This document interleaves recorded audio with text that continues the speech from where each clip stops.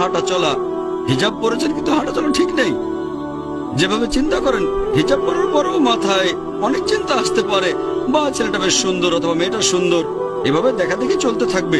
বিভিন্ন স্কুল আর কলেজে কথা বলা, হাঁটা চলা, চিন্তা ভাবনা, মন, নিয়ত সবকিছু একসাথে আসবে। তাহলে যদি হিজাবের কোনো একটা দিক ভাঙা হয়, সম্ভাবনা খুব বেশি থাকে মুগ্ধতা চলে আসা। আর এভাবেই আল্লাহ সুবহানাহু ওয়া তাআলা আমাদের স্রষ্টা, তিনি আমাদের সৃষ্টি করেছেন।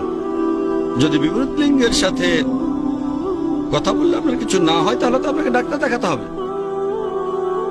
যদি আপনি প্রায় বিপরীত লিঙ্গের সাথে কথা বলেন আর বলছেন এতে আবার কিছুই হয় না, তাহলে ডাক্তার দেখাতে হবে। কিছু একটা নিশ্চয়ই ঘটবে, অথবা সমস্যা আপনার। যদি ইসলামিক নিয়ম মেনে দৃষ্টি নিচু রাখেন, হিজাব পালন করেন, তখন কিছুই হলো না, তাহলে ঠিক আছে। কিন্তু আপনি স্বাভাবিক মানুষ, যদি কথা বলতে থাকেন